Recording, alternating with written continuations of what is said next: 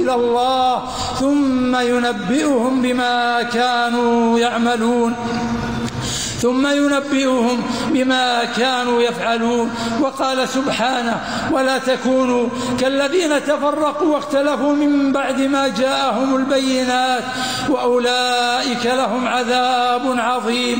وذلك أن في اجتماع الكلمة صلاح الدين والدنيا وتحقق المصالح وزوال المفاسد وبه يحصل التعاون على البر والتقوى وبه ينصر الحق ويدحق. Hari ini sekitar 2 juta jemaah haji termasuk dari Indonesia mulai melaksanakan wukuf di Padang Arafah, Mekah, Arab Saudi.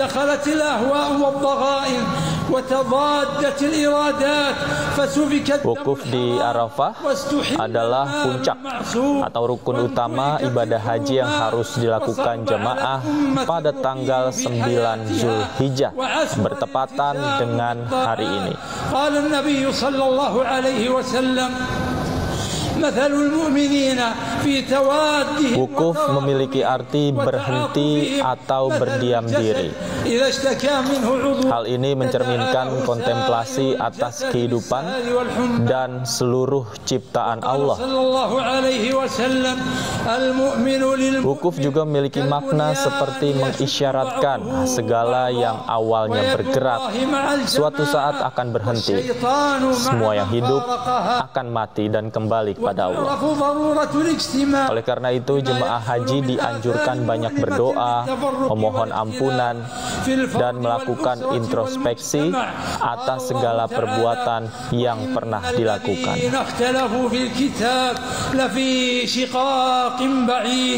ومن هنا أقام الشرع الضمانات الواقية والحصانات الكافية. Dan pemirsa, untuk membahas lengkapnya kami telah terhubung dengan salah satu ulama Indonesia, Ustadz Zaki Mirza. Assalamualaikum, selamat sore Pak Ustadz. Ya, selamat sore. Waalaikumsalam warahmatullahi wabarakatuh. Siap abangku.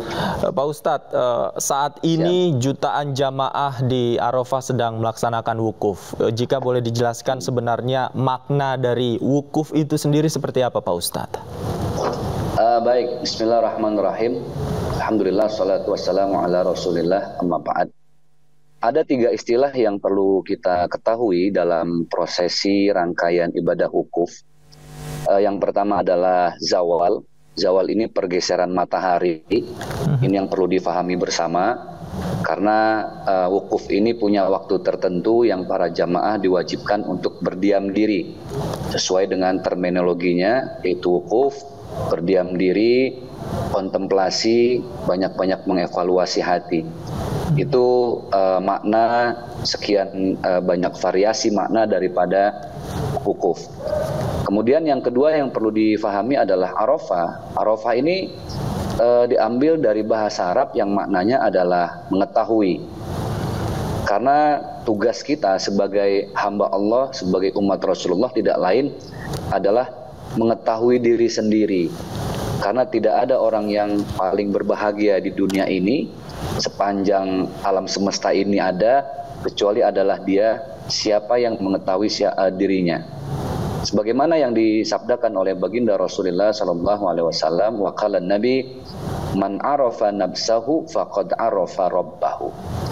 Barang siapa seorang hamba yang mengetahui Rabbahu, Tuhannya, faqad arafa nafsahu, maka dia akan mengetahui siapa dirinya. Jadi ternyata cara yang paling instan, jalan yang paling cepat untuk mengetahui siapa diri kita adalah siapa Tuhan kita. Makanya wukuf ini menjadi satu rangkaian yang sangat-sangat vital ya, bahkan menjadi puncak, dia ultimate goal dari sekian banyak rangkaian ibadah haji. Dan kalau kita telusuri lebih jauh, subhanallah, ternyata rangkaian hidup manusia ujung-ujungnya adalah lillahi ta'ala. Hidup hanya untuk Allah saja, bukan untuk yang lain. Sebagaimana juga yang disabdakan oleh baginda Rasulullah, ma fi qalbi ghairullah. Di hati itu tidak boleh ada siapapun dan apapun kecuali Allah. Itulah tujuan dari berwukuf, berdiam diri. Berwukuf supaya kita sampai pada Arafah, pada pengetahuan yang paling tinggi. nilai intelijensi yang paling puncak untuk mengetahui siapa Tuhan kita. Karena itu satu-satunya cara untuk mengetahui siapa diri kita. Nah, yang berikutnya adalah wukuf sendiri setelah zawal, kemudian Arafah. Wukuf artinya berdiam diri. Ini satu gambaran miniatur bagaimana suatu saat Allah akan kumpulkan kita di padang mahsyar. Para pemirsa, kenapa orang yang berwukuf itu disunnahkan untuk banyak-banyak bertalbiyah, berzikir, bertasbih, bertahmid, tahlil, takbir? Karena memang lisan inilah yang paling banyak berdosa. Maka di padang mahsyar nanti satu-satunya anggota tubuh kita yang tidak bisa berbicara, dia tidak bisa bersaksi, ya mulut kita ini. Sebagaimana yang kita fahami dan kita baca dalam salah satu ayat di surat Yasin, A'udzubillahi minasyaitonirrajim, al-yauma nakhtimu ala afwahihim, ada hari di mana Allah akan mengunci mulut-mulut kita. Wa tukallimuna aydihim, dan kata Allah, tangan-tangan manusia ini akan bersaksi kepada kami. Wa tashhadu arjuluhum bima kanu yaksibun, dan semua kaki manusia akan juga memberikan kesaksiannya atas apa yang pernah mereka lakukan. Maka di padang mahsyar mulut dikunci. Kita sedang belajar untuk mengunci mulut nanti di padang mahsyar. Kapan? Ketika kita di Arafah. Tidak ada kalimat yang keluar dari mulut saat kita berwukuf, entah itu cacian, makian, hinaan, semua tidak ada. Yang ada adalah lisan, media terindah untuk membersihkan hati. Itulah kenapa disebut dengan wukuf, berdiam diri. Seperti itu, Bang. Oke, kemudian mungkin pemirsa di Indonesia juga penasaran dan bertanya-tanya, sebenarnya apa ada doa-doa tertentu yang disunahkan oleh Nabi Muhammad yang dilakukan ketika wukuf, Pak Ustadz? Ya, jadi saya teringat ada satu kisah di zaman baginda Rasulullah SAW.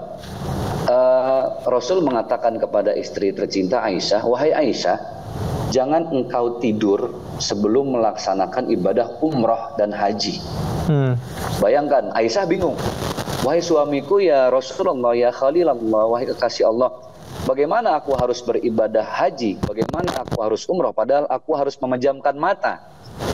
Lalu Rasulullah menjelaskan, engkau sudah melaksanakan umrah dan haji jika engkau sebelum tidur lisanmu mengucapkan kalimat Subhanallah, walhamdulillah, wala ilaha illallah, wallahu akbar, la ilaha illa anta subhanaka inni kuntu minaz zalimin.